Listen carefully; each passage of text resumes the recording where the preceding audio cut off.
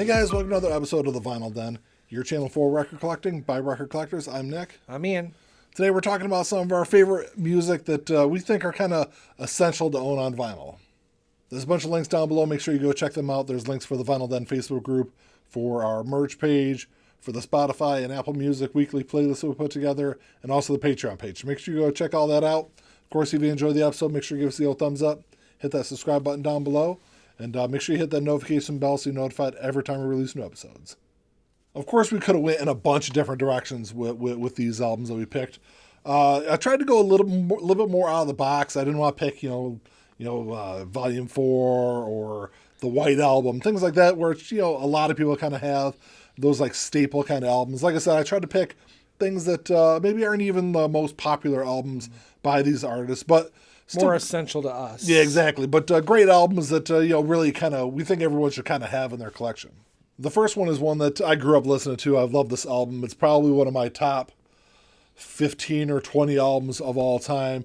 And that is Pyromania by Def Leppard. Just a great album. Of course, everyone knows Hysteria. It's like the one album that everyone knows by Def Leppard. But before Hysteria was released, Def Leppard was a very different kind of band. Even if you go on to like their first album, On Through the Night, through High and Dry, through Pyromania, they had this like harder edge to them. Right. And I think Pyromania was like the pinnacle of that. I know a lot of people out there also love High and Dry and probably would pick High and Dry as their favorite Def Leppard album. But since I was a little kid, it's been Pyromania for me. Me too. They are two sides of the same coin, I think. High and Dry and Pyromania. Yeah. Because there's a lot of similarities. They are made very closely together. And I agree. I think Pyromania is a much better album than Hysteria. And I love Hysteria. Yeah. But Pyromania is a much better album. Hysteria was, when they went to go record Hysteria, their intent was to create the rock version of Thriller, where every track on it was a hit. Right. And they kind of succeeded with that if you go and listen to Hysteria. But, before Mutt Lange got introduced to them, and because I don't think he worked with them before. I don't know.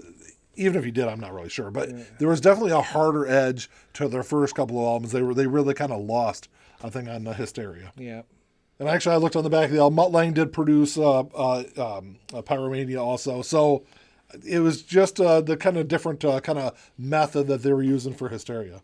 So one album for me it's an essential, and it's out of all their albums, this is the one that I just feel like I go to more on vinyl, and I think everyone probably has it, but should have it for sure. That's Master of Puppets by Metallica. I don't know why, more so than some of their other albums. This one just... I'm sure most people have this. It feels like it's made for vinyl, like it was recorded for vinyl. I don't know why. I mean, it was, because it was at the time that was still a thing, but... I don't know. There's just something about Master Puppets on vinyl that if I had to sit down and listen to it, I would want to listen to it on vinyl. It's definitely, it's probably my favorite or maybe second favorite album of theirs. Mm-hmm. Just sonically, it's just a very different album. And I think it's one of those where you sit down and you listen to it on CD, and maybe there's too much of like a crispness to it on CD. Yeah, I don't know what it is. It's just on vinyl. Yeah, it's definitely the way to listen to it. It just, like I said, it just when you listen to it, it just sounds like it was made to only be on vinyl. Yeah. That's maybe a better way to put it. Kind of going down a little bit of a different track, going down that jazz route. So Thelonious Monk and John Coltrane got together. First off, they're my two favorite jazz musicians. But anyway, they got together in early '57 and recorded a studio album. And it's an okay album. It's a little bit, I don't know, it's not their best work, I don't think. But come November of '57, they did a benefit at Carnegie Hall. And it was kind of, the recording of it was lost to time. And I want to say it was like 2004, 2005, somebody was going through the archives at the Library of Congress and found the recording of it. So it was released after that. But so John Coltrane, Thelonious Monk at Carnegie Hall, just a great album. If you're a jazz fan, this is, I think, the pinnacle of both of their careers. Just an absolute great set of them. Actually, I think it was like multiple sets throughout the night that they did together. It's just great from beginning to end. There was some additional tracks that they couldn't fit on the album. I guess they couldn't really. It wasn't they couldn't fit on there. It was just the recordings of them weren't really great at the end, so they kind of lost a couple of tracks on the end of the recording. But it's fantastic. If you're a jazz fan, if you're a Thelonious Monk, John Coltrane fan, it's definitely one to check out and listen to. So my next one, I don't have a copy with me. I don't have a copy actually of it yet. So his essential album no one on vinyl. I don't know. You don't own vinyl. It's an essential that it's a must have. I must get this album. And it's The Intermounting Light by Mahavishnu Orchestra. I think you would like it. I know you've never heard of them, but I think you would like it because it's very kind of improvisational acid rock jazz. Okay. It's all instrumental. Bird of a Flame is probably their more popular album, but Intermounting Light is my favorite. It's got a lot more better track. It's got better tracks on it, and I think it's a good example. A more complete piece. Yeah, it's a good example of what you can get from them as a unit. John McLaughlin is the main driving force of the group.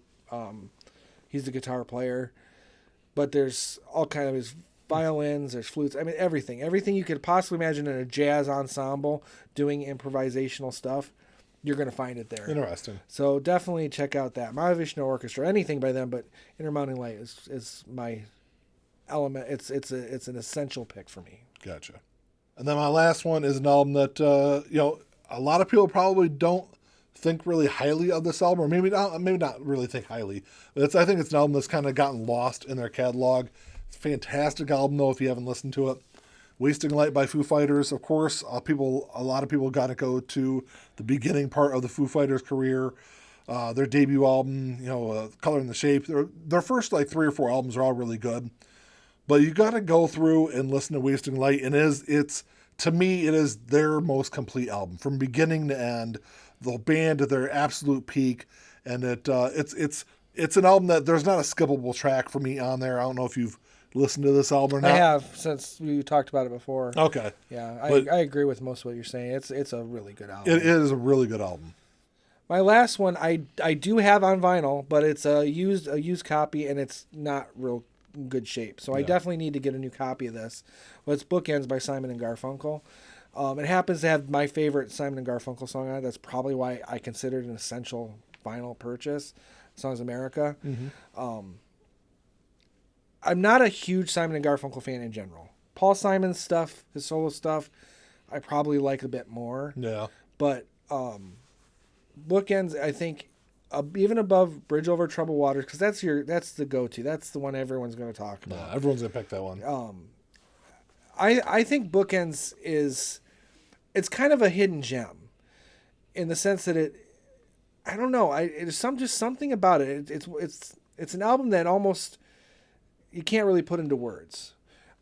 Again, it's got my favorite Simon and Garfunkel song on it. That's why I bought it in the first place. But after listening to it as an adult, again, I think it's an essential for any collection, even if you're not a Simon and Garfunkel fan. Yeah. Because I think it really does capture that time period of music too. Not just Simon and Garfunkel music, but music of that era. So, Bookends by Simon and Garfunkel. Well, that's all we got for you today, guys. Thanks for checking the show out. Make sure you drop us a comment down below. Let us know what some of your most essential albums to own on vinyl are. Because like I said in the beginning, we could have went a bunch of different ways with this list and could have went on. That could have had 50 different albums I could have named on here. Because there's a bunch of picks out there. But let us know what you guys think. If you enjoyed the episode, make sure you give us the old thumbs up. Hit that subscribe button down below. And that's all we got. Until next time. Talk to y'all later. Keep on spinning. Peace.